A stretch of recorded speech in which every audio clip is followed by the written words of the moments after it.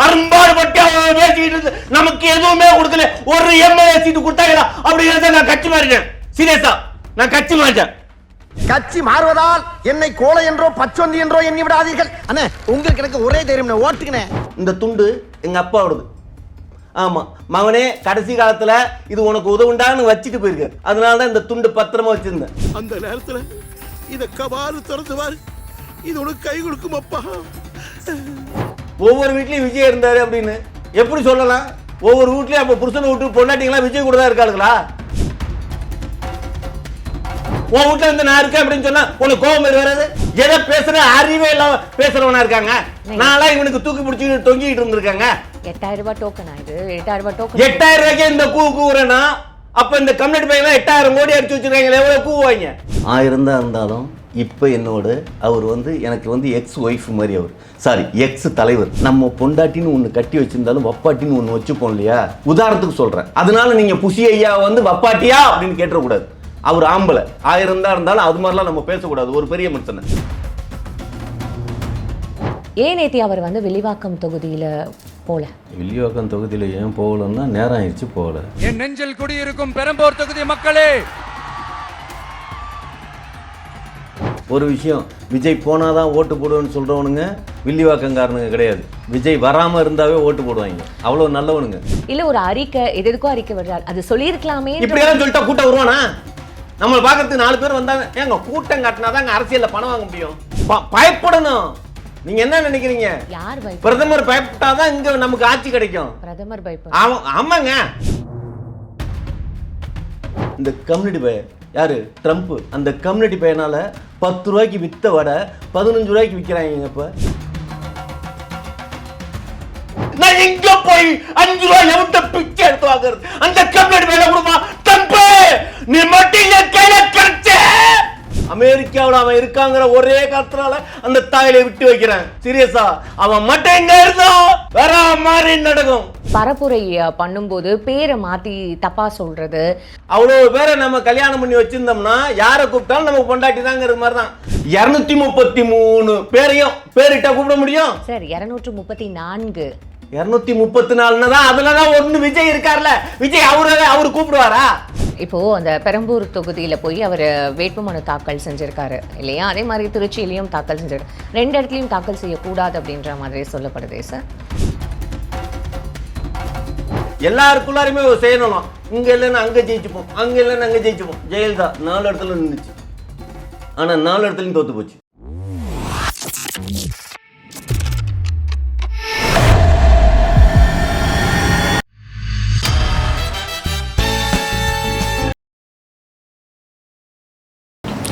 PPT cinema நேயர்கள் அனைவருக்கும் வணக்கம். இன்னைக்கு நம்மளோட டைரக்டர் NNK அவர் தான் நினைஞ்சிருக்காரு. நிகழ்ச்சிக்கு போகலாம் சார். வணக்கம் சார். வணக்கம் அமர்தவல்லி மேடம். Thank you sir.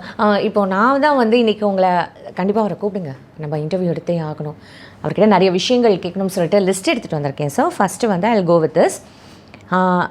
ஏன் நேத்தி அவர் வில்லிவாக்கம் தொகுதியில் போல? வில்லிவாக்கம் தொகுதியில் ஏன் போகலன்னா நேரம் ஆயிடுச்சு, போகல. புரியல. நேரம் ஆயிடுச்சு போலனா? ஏங்க ஒரு விஷயம், இருட்டில் போய் நடந்தால் என்ன நடக்குது? பொழுது சாயிற நேரத்தில் எல்லாம் நடக்குது. ஏற்கனவே பார்த்துருக்கீங்களே, ஒரு 41 பேர் செத்து போனாங்கல்ல ஒரே நேரத்தில். அப்போ ஒரே நாள்லையே 5 தொகுதி அவர் அக்செப்ட் பண்ணிக்கணும் அந்த மாதிரி பரப்புரை பிரச்சாரம் இது பண்ணுறதுக்குன்னுட்டுன்னு. இப்போ தானே முத பிரச்சாரத்தை ட்ராவல் பண்ணியிருக்கோம். அதனால முதல் அனுபவம் இல்லை. எல்லா கட்சிக்காரனும் இப்படியேவா இதுன்ட்டாங்க. எத்தனையோ நாட்கள் எம்ஜிஆர் வரேன்னு சொல்லிட்டு எம்ஜிஆர் வர முடியாமல் போயிடுவார். கலைஞர் வரேன்னு சொல்லிட்டு கலைஞர் வர முடியாமல் போயிடுவார். அதெல்லாம் உங்களுக்கு தெரியாது. ஆனால் ஒரு விஜய் வரல அப்படின்னா ஏன்னு கேட்பீங்களா? ஒரு விஷயம், விஜய் போனால் தான் ஓட்டு போடுவேன்னு சொல்கிறவனுங்க வில்லிவாக்கங்காரனுங்க கிடையாது. விஜய் வராமல் இருந்தாவே ஓட்டு போடுவாங்க. அவ்வளோ நல்லவனுங்க. இதெல்லாம் ஒரு பதிலா? அப்புறம் 3-4 மணி நேரம் குழந்தைய விட்டுட்டு கூட அங்கே நின்றுட்டு இருக்காங்க. இன்னும் சில பேர் குழந்தைய தூக்கிட்டு கூட நின்றுட்டு இருக்காங்க. சார் அப்போ இங்க மக்கள் அவ்வளோ வெறித்தனமா இருக்கிறவங்க எங்க தலைவனை விட்டு கொடுத்துருவாங்களா? இல்ல சார், அது தப்பு. தப்பா? இப்போ எத்தனை வாட்டி தான் சார் நீங்க உங்களோட மக்களுக்கு எடுத்து சொல்லணும் இல்லையா? இது மாதிரி தொடர்ந்து இப்படி வராதீங்க, இப்படி நீங்க வர்றதுனால தான் இந்த மாதிரியான ஒரு விஷயங்கள் நடக்குது. குழந்தைய விட்டுட்டு வரேன்னு சொல்றது it's not a fancy statement anymore. அது ஒரு தப்பான ஒரு விஷயம் அப்படின்றது புரியல சார் எனக்கு. நான் தான் ஒரு வேலை தப்பா? ஹலோ, எல்லாரும் சொல்கிறோம்ல, ஆனால் எந்த கம்யூனிட்டியாவது கேட்குதா? எல்லாம் விட்டுட்டு தானே வருது. எல்லாம் ஊர் மேயர் தான் ஆயிடுச்சு. புரியுதுங்களா? இதெல்லாம் பேசாதீங்க. உண்மை அது. ஏங்க சொல்லி திருத்த முடியலன்னா அடிச்சு திருத்தணும், அடிச்சு திருத்த முடியலன்னா வாத்தியார் 20 வருஷமா எங்கெங்க அடிக்க விட்டாங்க? ஏதாவது பள்ளிக்கூடத்தில் வாத்தியார் அடிக்கிறான்? அடிச்சானா மாணவர்கள் திருப்பி அடிக்கிறான். பார்த்தீங்களா? அதெல்லாம் எல்லாம் வளர்த்து விட்டதெல்லாம் நாம, கடைசியில் நம்மளே வளர்த்து விட்டு நாமளே குறை சொல்றது. ஆமாம், இது எல்லாத்தையும் மாற்றணுங்கிறதுக்காக தான் ஒரு தலைவன் பிறக்கிறான். எனக்கு புரியல. உங்க தலைவர் வர்றதுக்கு முன்னாடி உங்க தலைவரோட கூட்டத்தில் பேசின பேச்சு தான் இது. அவரை வந்து இது மாதிரியான ஒரு விஷயங்கள் பண்ணாதீங்க அப்படின்னு ஏதாவது ஒரு மேடையில இல்ல ஒரு அறிக்கை எதுக்கோ அறிக்கை விடுறாரு. அது சொல்லியிருக்கலாமே. இப்படியெல்லாம் சொல்லிட்டா கூட்டம் வருவானா? நம்மளை பார்க்கறதுக்கு 4 பேர் வந்தாங்க. ஏங்க கூட்டம் காட்டினாதாங்க அரசியலில் பணம் வாங்க முடியும். உங்களுக்கு தெரியாதா? அதை பற்றி எல்லாம் நாலேஜ் இல்லையா? இல்ல. ஒரு சீமான் அளவுக்கு அதிகமான கூட்டம் காட்டினதுனால தான் பிஜேபி காரனுங்க அப்படி கொண்டு போய் கொடுத்துருக்கானுங்க. ஆனால் இன்னும் பாஸ்போர்ட் கிளியரன்ஸ் கொடுக்க மாட்டேங்கிறாங்க. சீமான் வெளிநாடு போகிறதுக்கு பாஸ்போர்ட் கிளியரன்ஸ் கொடுக்க மாட்டேங்கிறாங்க. ஆனால் காசை மட்டும் கொண்டு போய் கொடுக்குறாங்க. புரியுதுங்களா? அது மாதிரி என் தலைவன் அவ்வளோ கூட்டத்தை காட்டினா தானே பயப்படணும். நீங்க என்ன நினைக்கிறீங்க? யார் பயப்பட? பிரதமர் பயப்பட்டாதான் இங்க நமக்கு ஆட்சி கிடைக்கும். பிரதமர் பயப்பட? ஆமாங்க. ஒரு விஷயம் தெரியுமா? தெரியாது. ஆமா, இந்த கம்யூனிட்டி பையன் யாரு? ட்ரம்ப். அந்த கம்யூனிட்டி பையனால 10 ரூபாய்க்கு விற்ற வடை 15 ரூபாய்க்கு விற்கிறாங்க இப்போ. ஆமாம், கேட்டால் கேஸ் தட்டுப்பாடாயிருச்சு, அதனால வடையில் நாங்கள் 5 ரூபா ஏற்றிட்டோம் அப்படிங்கிறாங்க. அந்த கம்யூனிட்டி பையனால 10 ரூபா 15 ரூபா விற்க ஆரம்பிச்சிட்டாங்க. நான் எங்க போய் 5 ரூபா எவ்வளோ பிச்சை எடுத்து வாங்குறது? அந்த கம்யூனிட்டி பையனை கொடுமா. ட்ரம்ப் நீ மட்டும் என் கையில கிடைச்ச. அந்த அளவுக்கு கோவம் வருது. ஆமா, அமெரிக்காவில் அவன் இருக்காங்கிற ஒரே காரணத்தினால அந்த தாயிலை விட்டு வைக்கிறேன். சீரியஸா, அவன் மட்டும் எங்க இருந்தா வேற மாதிரி நடக்கும். சீரியஸா என்ன நினைச்சுக்கிட்டு இருக்கீங்க? இதெல்லாம் எடுத்து பேசுறதுக்கு எந்த அரசியல்வாதி இருக்கான்? ஒரு கம்யூனிட்டி மேல இருக்க மாட்டேங்கிறான். ஆனா இதெல்லாம் பேசுறதுக்கு தான் வர்றார். ஆனா வந்தவரும் சீரியஸா பொழுது சாஞ்சிருச்சு, ஆமா ஃபுல் அடிக்கணும், அடிச்சாதான் தூக்கம் வரும், அவ்வளோ டென்ஷனாக இருக்கு அப்படிங்கிறதுக்கோ போயிட்டார். ட்ரம்ப் பத்தி பேசுறதுக்காக தான் பிரச்சாரமா? ஹலோ, என்னங்க ட்ரம்ப் அங்கே ஏதாவது செஞ்சானா இங்கே என்ன நடக்குது தெரியுதா? அதான் உங்களுக்கெல்லாம் இண்டக்ஷனில் வச்சு சமையல் பண்ணி சாப்பிட்றீங்கல்ல, அதனால உங்களுக்கு வீட்டிலேயே உட்காந்து அப்படியே நினைச்சதை சுட்டு சாப்பிட்றதுனால தான் உங்களுக்கு எதுவும் தெரியல. வெளியில தெருவா அலைஞ்சு எங்கேயாவது கையேந்தி போவன் கிடைக்காதா? அவன் 75 சாதத்தை 35 ரூபாய்க்கு கொடுக்க மாட்டானா அப்படின்னு ஏங்கி திரிஞ்சு அலையிற அவங்களுக்கு தெரியுங்க எங்களோட வலியும் வேதனையும். உங்களுக்கெல்லாம் தெரியாது. ஆமாம், நீங்களாம் வீட்டில் பாஸ்மதி ரைஸில் தானே சாப்பிட்றீங்க. அதான் தமிழ்நாடு ரைஸே உங்களுக்கு ஒத்துக்காத, காஷ்மீரி ரைஸி அதுதான் உங்களுக்கு தேவை. ஆமாம், இப்போ நாங்க சாப்பிட்றது இருக்கட்டும். இப்போ திருப்பியும் இந்த மாதிரியான ஒரு தொகுதியில போயிட்டு வராம இருக்கிறது, அதுக்கப்புறம் இந்த மாதிரியான ஒரு விஷயங்கள் வந்து பரப்புரை பண்ணும்போது பேரை மாத்தி தப்பா சொல்றது, அப்புறம் இவர் அறிவிச்ச அந்த வேட்பாளர்கள் மேல ஆல்ரெடி நிறைய கேசஸ் இருக்கு அப்படின்ற மாதிரிலாம் சொல்லப்படுது இல்லை சார்? அதுக்கு எந்த மாதிரியான ஒரு விளக்கம் கொடுக்க போறீங்க? அதான் தசரத மகாராஜா 5 பொண்டாட்டி கட்டியிருக்கப்ப நல்லா ஒன்று தெரிஞ்சுக்கங்க, கைகையை தான் கூப்பிடுவாராம். கைதியை கூப்பிட்டாலும் குந்தி தேவி தான் வருமா. புரியுதுங்களா? அது மாதிரி எங்க தலைவன் பேரை மாத்தி சொன்னாலும் எவன் நிக்கிறானா அவனுக்கு சொன்னதாக தான் அர்த்தம். அது முதல்ல நல்லா தெரிஞ்சுக்கங்க. இவன் தான் சொல்லணும் அப்படின்னு அவ்வளோ பேரை நம்ம கல்யாணம் பண்ணி வச்சிருந்தோம்னா யாரை கூப்பிட்டாலும் நமக்கு பொண்டாட்டி தாங்கிற மாதிரி தான். 233 பேரையும் பேரிட்டா கூப்பிட முடியும் சார்? 234. 234 தான். அதுலதான் ஒன்று விஜய் இருக்கார்ல, விஜய் அவரு கூப்பிடுவாரா? அவரை கூப்பிட மாட்டார்ல, அவர் அடுத்தவங்க தான் கூப்பிடுவாரு. என்ன பேசுறீங்க? நான் கரெக்டாக தான் பேசுறேன், கேட்டா தற்கொலைத்தனமா பேசுறேன்னு. ஆமா, 233 பேரை கூப்பிடணும்ல. கூப்பிடுறோம், எல்லா பேருமா ஞாபகத்தில் இருக்கும். டெய்லி வாத்தியார் அட்டண்டன்ஸ் எடுக்கிறாரு. ரமேஷ் சுரேஷ் அப்படின்னு தான் எடுத்துக்கிட்டே இருப்பாரு. கிளாஸ்ல ரூம்ல இருக்கிறவங்களாம் பேர் தெரியாது, அந்த மொத பெஞ்சில் இருக்கிற பேர் மட்டும்தான் தெரியும். கொஞ்சம் கம்மியா பேசுங்க, கத்தி பேச வேண்டாம். It's okay, fine. எல்லாரும் இதே ரூம்ல தான் இருக்கும், கொஞ்சம் மெல்லமா பேசுங்க. எல்லாரும் இதே ரூம்ல தான் இருக்கும் மேடம். ஆனா சீரியஸா சொல்றேன், ஆமா காதை பொத்திட்டு உட்காந்துருக்காங்க. தமிழ்நாட்டில் இருக்கிற மக்கள் எல்லாருமே செவிடனா போயிட்டாங்க. உங்களுக்கு தெரியுமா? எல்லாருக்குமே இஎன்டி செக்ஷன் எடுக்கணும். ஃபைன். நேத்தி இந்த பேரிகேட்ஸ் எல்லாம் அப்படியே தள்ளி விட்டுட்டு இப்படி ஓடி வராங்க. அவங்களுக்கு ஏதாவது அசம்பாவிதம் ஆச்சுன்னா திருப்பியும் தமிழ்நாடு போலீஸ் மேலே தானே வந்து பழிய போடுவீங்க. அது கொஞ்சமாவது அறிவு இருக்காங்கிற இவங்களுக்கு. இவ்வளோ மக்கள் கூடுறாங்களா, அந்த இடத்துல பேரிகேட் போடலாமான்னு ஒரு அறிவு வேணும். யாருக்கு? ஹலோ, பேரிகேடே வைக்க கூடாதுங்க, ரிமூவ் பண்ணல வச்சிருக்கணும். வந்தவன் போனவன் அப்படியே கரெக்டாக போயிட்டு இருப்பான்ல. பேரிகேடு வச்சு தடுக்கிறதுனால கும்பல் சேருது. அணை கட்டுறதுனால தானேங்க தண்ணி ஆகுது. அணை கட்டி தண்ணியை மும்பினா தானேங்க உடப்பு ஏற்படுது. இதெல்லாம் ஏன்? மக்கள் அலைகடலென திரண்டு நிற்கிறார்கள் அப்படிங்கிறது இருக்குல்ல. அப்போ பேரிகார்டு என்ன, எதா இருந்தாலும் உடப்பான்ல.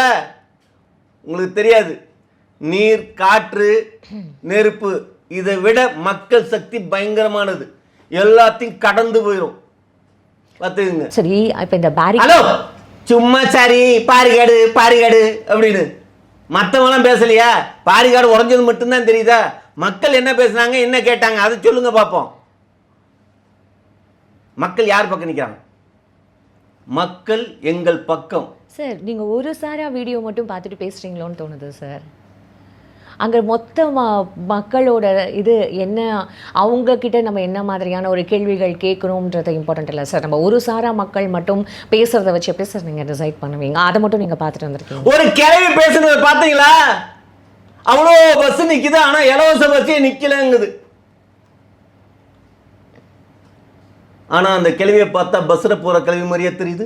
கிழவின்ற வார்த்தையில நீங்கள் ஏன் யூஸ் பண்ணுறீங்க? பரவாயில்ல, வயதான மூதாட்டியார், அவங்க பஸ்ஸில் போகிறவங்க மாதிரியா இருக்காங்க. That's none of your business. கிளவியை கிளவின்னு சொல்லாமல் வயதான மூதாட்டியர்னு சொல்ல வைக்கிறீங்களே. இத்தனை வருஷமா கிளவிங்கிறது தான், புரியுதுங்களா? ஔவையாரையே கிளவின்னு தான் சொல்லியிருக்கோம். கிளவிங்கிறது வந்து நல்லா ஒன்று தெரிஞ்சுங்க, தமிழை ரொம்ப சொற்றொடர் உள்ள மரியாதை மிக்க வார்த்தை தான் கிளவி, கிழவன். புரியுதுங்களா? கிழவன் அப்படின்னு சொல்றோம்னா அவனை ஈனப்பயல நம்ம நினைச்சு சொல்லல. மரியாதை உள்ள வார்த்தை கிழவன். இறைவன், இறைவனை இறைவன் சொன்னாதான் அது மதிப்பு. இறைவன் சொல்லுங்க சார். ஒரு நிமிஷம், இப்போ நம்ம தமிழோட கிளாஸ்க்கு போக வேண்டாம். என்னோட கொஸ்டினிங் என்ன அப்படின்னா, அந்த அந்த அவங்க அந்த லேடி அவங்க பேசுனது அது ஒரு மட்டும் தான் நீங்கள் பார்த்தீங்களா? மற்ற எல்லா தொகுதிகள், மற்ற அதே தொகுதிகளில் மற்ற மக்கள் கிட்ட போய் அவங்க கேள்வி கேட்டிருக்காங்களே. ஆமா, ஒரு பொண்ணு சொன்னுச்சே. ஆமா, அண்ணன் தான் எல்லாம் பார்த்துப்பார், அண்ணன் தான் எல்லாம் பார்த்துப்பார், அண்ணனுக்காக நாங்க எல்லாமாவும் மாறுவோம் அப்படின்னுச்சே. நீங்க பார்க்கலையா? இந்த இதில் அந்த மாதிரி சொல்லியிருக்காங்களா? ஆமா, நீங்க பாருங்க. ஆமா, அண்ணன் தாங்குது, ஆனா அது அண்ணனுக்கு பேசுறது மாதிரியே தெரியல. ஆமா, அண்ணனா இருந்தாலும் அத்தானா இருந்தாலும் கொஞ்சம் தானே வார்த்தை வித்தியாசம், அதனால ஒன்றும் பிரச்சனை இல்லை. ஐயோ, அண்ணன் இடையில இருக்கிற 2 எழுத்தை தூக்கிடணும், அத்தான் இடையில இருக்கிற 2 எழுத்தை தூக்கணும். இதை ரெண்டையும் மாத்தி போட்டா முடிஞ்சு போச்சுல்ல, அண்ணன் அத்தான். சார் ஒரு நிமிஷம், நீங்க யாரையும் இங்க கமெண்ட் பண்றதுக்கு நீங்க இல்ல. நீங்க ஐயோ, நடக்கிற விஷயத்த நான் என் பார்வையில பார்த்து தானே சொல்றேன், நான் பார்க்காத விஷயத்த சொல்றேன். ஏதோ நான் பொய் சொல்றது மாதிரியும் ஒரு விஷயம், நான் பொய்யே சொல்ல மாட்டேன். ஏன்னா எல்லா கம்யூனிட்டியும் போய் தான் பேசிகிட்டு இருக்கோம். Fine sir. இப்போது அந்த பெரம்பூர் தொகுதியில் போய் அவர் வேட்புமனு தாக்கல் செஞ்சுருக்காரு இல்லையா? அதே மாதிரி திருச்சியிலையும் தாக்கல் செஞ்சுருக்காரு. 2 இடத்துலையும் தாக்கல் செய்யக்கூடாது அப்படின்ற மாதிரி சொல்லப்படுதே சார். அப்படியெல்லாம் கிடையாதுங்க. ஆமாம், அரசியல் சட்டத்தில் கம்யூனிட்டி பயலுக்கு எவ்வளோ தப்பாக எழுதி வச்சுருக்காங்க. ஒரு எம்எல்ஏனா நீ எங்கே நிற்கிறடா, அங்கே ஒரு இடத்துல தாண்டா நீ பண்ணணுங்கிறத சட்டத்தில் வைக்கக்கூடாதா? சட்டத்திலே 2 இடத்துல ஓட்டை வச்சு 2 இடத்துலையும் இதுங்கிறாங்கன்னா எவ்வளோ மட்டமான சட்டமாக இருக்குது. புரியுதுங்களா? தேர்தல் நியாயமாக இருக்குது. நீ அங்கே வேணா அங்கேயும் ஜெயிச்சுக்கலாம், இல்லாட்டினா இங்கேயும் ஜெயிச்சுக்கலாம். நீ அந்த இடம் தோத்துட்டேன்னா இந்த இடத்துல ஜெயிச்சுக்கோ, இந்த இடத்துல தோச்சுட்டேன்னா இந்த இடத்துல ஜெயிச்சுக்கோ. புரியுதுங்களா? எவ்வளோ கேவலமான ஒரு தேர்தல் அமைப்பை வச்சுக்கிட்டு இதை வேற நாங்கள் தூக்கி பிடிச்சிக்கிட்டு, இதெல்லாம் அமைப்பா? ஒரு இடத்துல ஒரு போட்டியில் நின்று அந்த இடத்துல ஜெயிச்சா ஜெய், தோத்தா தோ, அவ்வளோதான். அப்படிதான், இதுதானே இருக்கணும் முறை. புரியுதுங்களா?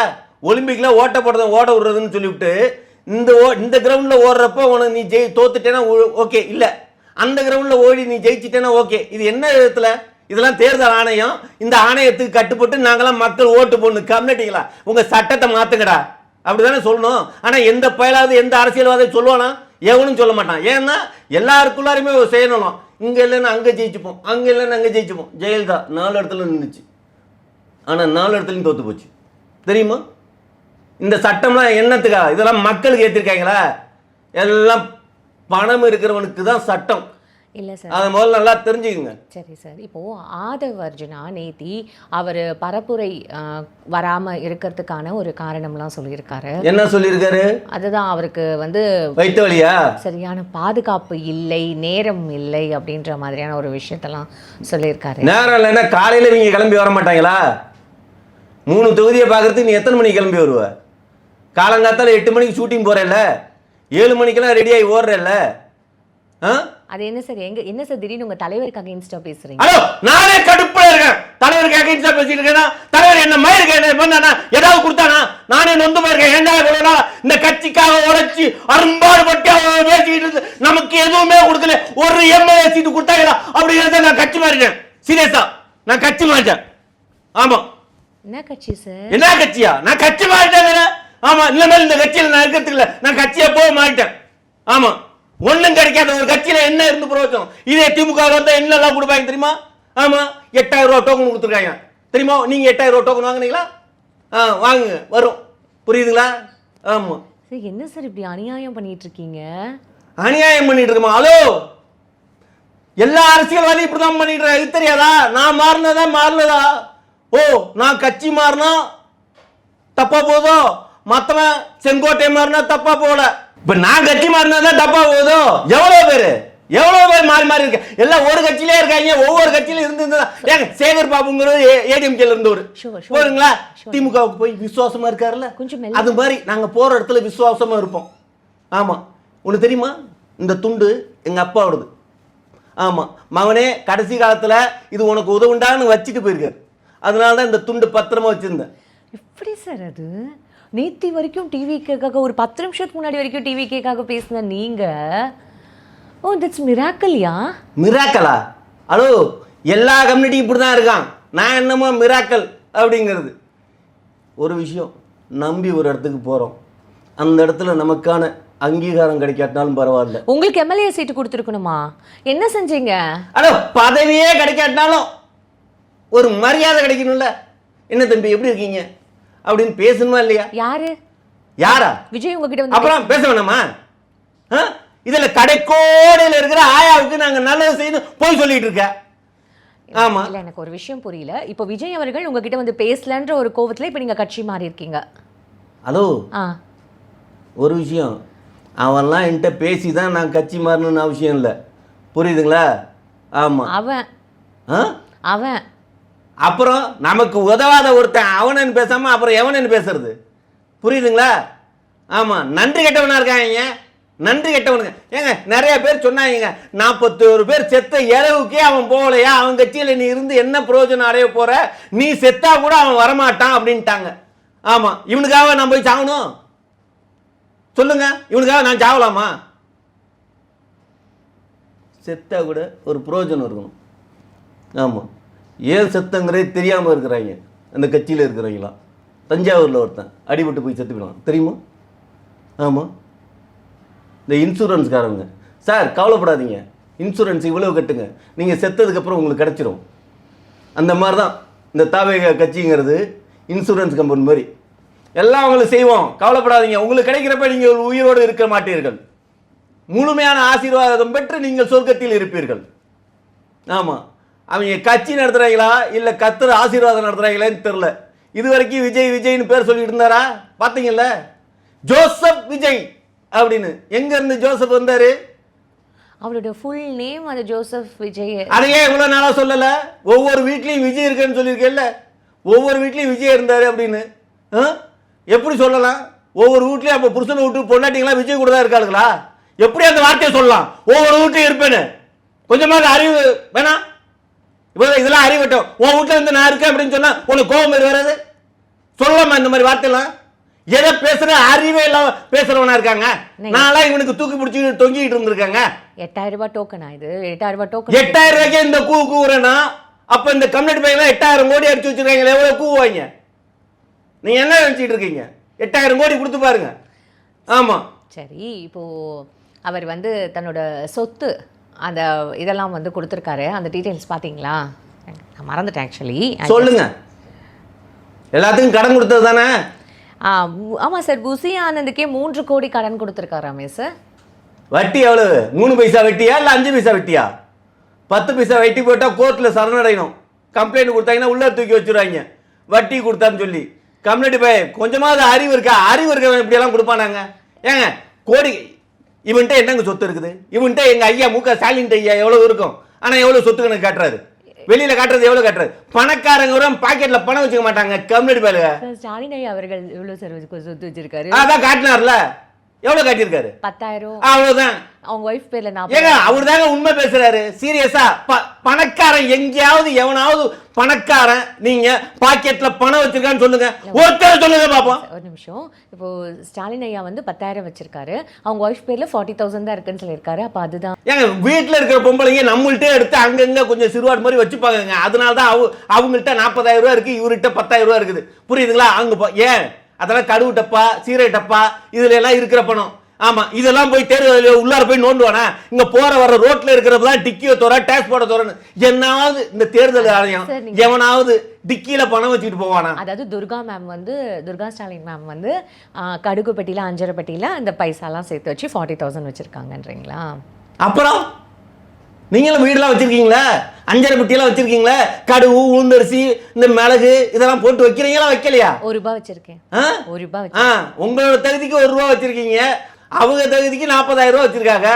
அங்க 5.5 பெட்டி கொஞ்சம் பெருசு, உங்க 5.5 பெட்டி இவ்வளவு தான். எத்தனை சைஸ் 5.5 பெட்டி? இவ்வளவுண்டா? இவ்வளவு தானே இருக்கும் சார். என்னோட 5.5 பெட்டி பட்டு ஹலோ என்னங்க 5.5 பெட்டி 5.5 பெட்டின்னு? 5.5 பெட்டி தாங்க எல்லாமே. ஆமா, 5 பூதங்கள் அடங்கியதுதான். அதனாலதான் 5.5 பெட்டின்னு வச்சான். 5 பூதங்கள் தான் வாழ்க்கை. அது தெரியுமா தெரியாதா? இல்ல சார்னா புரியல. என்ன கேட்க வரீங்க? அடுத்ததா ஒரு கேள்வி கேட்க போறேன் சார். என்ன கேட்க போறீங்க? உலகத்திலேயே நடைமுறையிலேயே வேர்ல்டுலயே பிளானட்லயே இல்லாத ஒரு விஷயம் என்ன? ஒய்ஃபுக்கு கடன் கொடுக்கறது. அப்பா அம்மா என் பையன் பொண்ணு கூட கடன் கொடுத்துருக்காரு சார். ஒய்ஃபுக்கு வந்து 12.6 crores கொடுத்துருக்காரு சார். அப்பாவுக்கு 3.02 crores. ஷோபா அம்மாவுக்கு 87.12 lakhs. பையனுக்கு 8 லட்சம், திவ்யா அவங்க பொண்ணுக்கு 4 லட்சம் இந்த மாதிரி கொடுத்துருக்காங்களே சார். ஒரு விஷயம் நல்லா தெரிஞ்சுக்கணும். 1000 தான் இருந்தாலும் இப்போ என்னோட அவர் வந்து எனக்கு வந்து எக்ஸ் ஒய்ஃப் மாதிரி. அவர் சாரி எக்ஸ் தலைவர். புரியுதுங்களா? எல்லாருக்கும் எக்ஸ் ஒய்ஃப் கேள்விப்பட்டிருப்பீங்க. எவனுக்காவது எக்ஸ் தலைவர் கேள்விப்பட்டிருக்கீங்களா? புரியுதுங்களா? என்னோட எக்ஸ் தலைவர் ஏன் அப்படி செஞ்சார், ஏன் எல்லாருக்கும் கடன் கொடுத்துருக்காரு, பொண்டாட்டியாக இருந்தாலும் பிள்ளையாக இருந்தாலும் பெற்றவங்களாக இருந்தாலும் கடங்கிற விஷயத்துக்கு ஏன் கொடுத்துருக்காருன்னா, கூட இருந்தால் அது கடன் கிடையாது, அது நம்ம காசு மாதிரியே. எல்லாரும் விலைக்கு வச்சு தூரமாக போயிட்டாங்க. அப்போ அவங்களுக்கு நம்ம கடன் கொடுத்தது மாதிரி தான். சொல்லப்போனால் வட்டிக்கு கொடுத்துருக்கோம். வட்டியை மட்டும் மாதம் மாதம் அவங்க சரியாக கொடுக்கல, ஆள் வச்சு தள்ளி வச்சிருக்கீங்க, அதனால அது கடனா இருக்கு. இப்ப இவங்க எல்லாம் கூட இருந்தாங்கன்னா அது கடன் கிடையாது, அது நம்மது மாதிரி. புசி ஆனந்த் கூட தானே சார் இருக்காரு, அப்ப அவருக்கு பேர் எப்படி சார் கடன் ஆகும்? ஒரு விஷயம் நல்லா ஒன்று தெரிஞ்சுக்கிங்க. புசி ஆனந்தெல்லாம் வந்து ஐயோ நம்ம எப்படி சொல்கிறது, நம்ம பொண்டாட்டின்னு ஒன்று கட்டி வச்சுருந்தாலும் வப்பாட்டின்னு ஒன்று வச்சுப்போம் இல்லையா? உதாரணத்துக்கு சொல்கிறேன். அதனால நீங்கள் புசி ஐயா வந்து வப்பாட்டியா அப்படின்னு கேட்டக்கூடாது.